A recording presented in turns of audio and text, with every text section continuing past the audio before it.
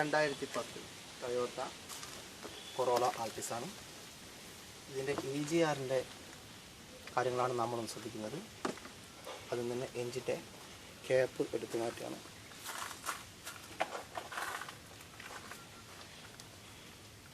ഈ സെക്ഷനാണ് EGR section. ഇതെല്ലാം ഇളക്കി മാറ്റി വെച്ചിരിക്കുകയാണ്. അപ്പോൾ വീഡിയോന് വേണ്ടി വീണ്ടും ഒന്നുകൂടി റീഫിറ്റ് ചെയ്തതാണ്.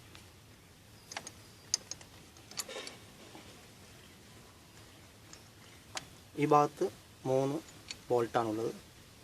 ഈ ഭാഗങ്ങളിൽ 2 എണ്ണവും ഒന്നിവിടെ ആയിട്ടുണ്ട്.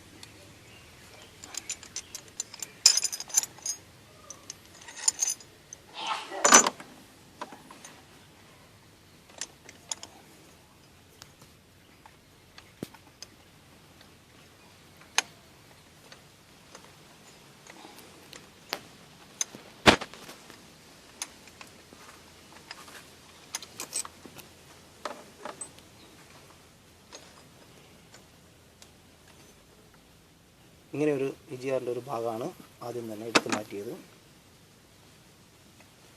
അതിനുശേഷം EGR എന്ന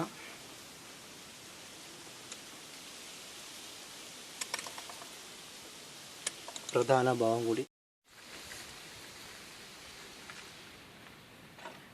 നമുക്ക് EGR ഊരിയെടുക്കാം. ഇതാണ് EGR. എക്സോസ്റ്റ് എയറിനെ കൺട്രോൾ ചെയ്യുന്ന ഭാഗം. ഇവിടെയാണ് ഒരു വാക്വം ട്യൂബ് ഫിറ്റ് ചെയ്യും. ഇതിലൂടെ വായുവിനെ വലിച്ചെടുക്കുമ്പോൾ ഈ ഭാഗം ഇങ്ങനെ ഓപ്പണും ക്ലോസും ആയി മാറും. എപ്പോഴും അടിഭാഗം ക്ലോസ് ആയിരിക്കും.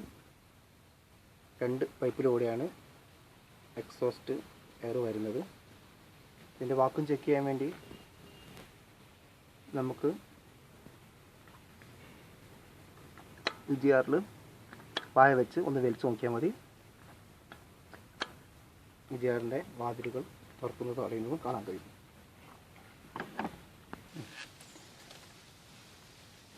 ഇതാണ് EGRൻ്റെ പ്രധാന പാർട്ട്. ഇവിടെയാണ് EGR വാൾവ് ഉള്ളത്. ഇത് നമ്മൾ EGRൻ്റെ സെൻസറിലേക്ക് പോകുന്ന ഒരു കണക്ഷനാണ്. EGR എപ്പോഴൊക്കെയാണ് വർക്ക് ചെയ്യേണ്ടത് എന്നൊക്കെ തീരുമാനിക്കുന്നത് ഈ സെൻസറിൽ നിന്നുള്ള ഇൻപുട്ട് എത്തുമ്പോഴാണ്.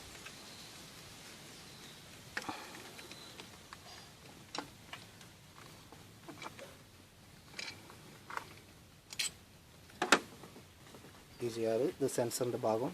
EGRൻ്റെ ഡോറ്. ഈ ഭാഗം EGRലേക്ക് കൂളൻ്റ് കിട്ടാൻ വേണ്ടിയാണ്. EGR എക്സോസ്റ്റ് എയറുമായിട്ട് ബന്ധപ്പെട്ട് ചൂട് പിടിക്കും. അത് കറണ്ട് വരുന്ന ഭാഗമാണ്. ഇത് പുറത്തേക്ക് പോകുന്ന ഭാഗം. EGR ചൂടാകുമ്പോൾ കൂളൻ്റ് വെച്ച് തണുപ്പിക്കും. അത് ചെക്ക് ചെയ്യാൻ വേണ്ടിയിട്ട് നമുക്ക് വായുഭാഗം വെച്ചിട്ടൊന്ന് പ്രഷർ ചെയ്ത് നോക്കാം. അപ്പോൾ ഇതിലൂടെ വായു കിട്ടുകയെന്ന് വെച്ചാൽ ഈ ട്യൂബ് ഓക്കെയാണ്. പിന്നെ ഇതിൻ്റെ EGRനെ നിയന്ത്രിക്കുന്ന ഇലക്ട്രോണിക് പാർട്ടാണ്. ഇവിടെ ഒരു 6 സ്ക്രൂ ഉണ്ട്. ഇലക്ട്രോണിക് പാർട്ടിന് എന്തെങ്കിലും താറാറുണ്ടെങ്കിൽ നമുക്ക് ഈ ഭാഗം എടുത്ത് മാറ്റേണ്ടതാണ്. പിന്നെ ഇതിൻ്റെ ഭാഗം ഇതാണ് EGRൻ്റെ വാൾവ് നിയന്ത്രിക്കുന്ന സംവിധാനം. ഇതുപോലെയല്ലായിരുന്നു. ഇത് മുഴുവൻ കാർബൺ അടിഞ്ഞു കൂടി കിടക്കുന്നൊരവസ്ഥയായിരുന്നു. ഇത് നന്നായി ക്ലീൻ ചെയ്തതാണ്. അപ്പോൾ ഇതിൽ കാർബൺ തീരെയില്ല. 2 ഭാഗത്തും കാർബൺ അടിഞ്ഞു കൂടി കിടക്കുകയായിരുന്നു. EGRൻ്റെ കൂളൻ്റിൻ്റെ ഇൻപുട്ടും ഔട്ട്പുട്ടും തീരുമാനിക്കുന്ന 2 പൈപ്പുകളാണിത്. ഇത് ഡിസ്മാൻറ്റിൽ ചെയ്താണ്. ഇത് നമ്മൾ ഇവിടെ നിന്ന് എടുത്തു മാറ്റുമ്പോൾ തന്നെ ഇതിലൂടെ കൂളൻ്റ് EGRായിട്ട് ബന്ധപ്പെട്ട ഒരു യൂണിറ്റാണ് ഇത്. എക്സോസ്റ്റ് നിന്ന് നേരിട്ട് വരുന്നൊരു പൈപ്പാണിത്. അപ്പോൾ ഇതിലൂടെ എക്സോസ്റ്റ് എയർ, ചൂട് പിടിച്ച എക്സോസ്റ്റ് എയർ ഇവിടെ എത്തുന്നതാണ്. അപ്പോൾ ഇത് നല്ല എഞ്ചിൻ സ്റ്റാർട്ട് ചെയ്താൽ നല്ല ചൂടായി നിൽക്കും. ഇതിനെ തണുപ്പിക്കാൻ വേണ്ടി കൂളൻ്റ് വരുന്ന വഴിയാണിത്. ഇതും അതുപോലെ തന്നെ തിരിച്ചു പോകുന്ന വഴിയാണ് ഇത്. അപ്പോൾ ഇതൊരു നമ്മളെ ഒരു റേഡിയേറ്റർ പോലെയാണ് ഇത് പ്രവർത്തിക്കുക, അല്ലെങ്കിൽ ഇൻ്റർകൂളർ പോലെ ഇത് പ്രവർത്തിക്കും.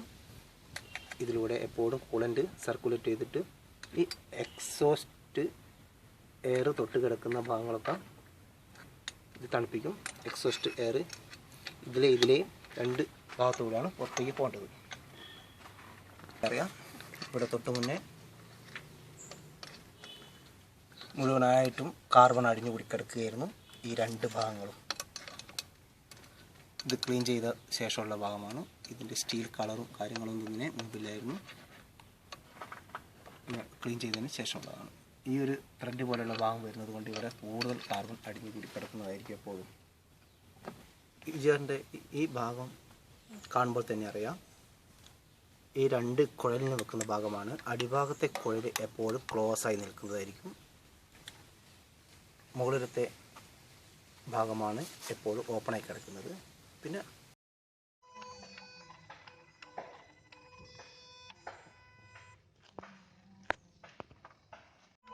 വാൽവ് ഈ തരത്തിൽ ഒരു മൂവ് ചെയ്യുന്നതായിരിക്കും. എങ്ങനെ EGR വാൽവ് വർക്കിംഗ് കണ്ടീഷനാണോ എന്ന് നമുക്ക് മനസ്സിലാക്കാൻ കഴിയും.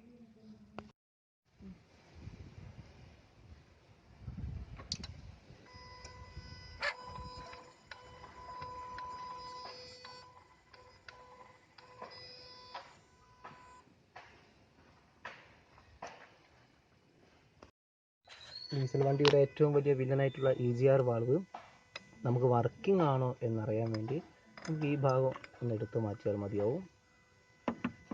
ഈ കാണുന്നതാണ് EGR വാൽവ്.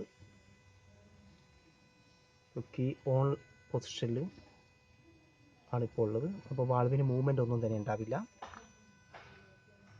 എന്നാൽ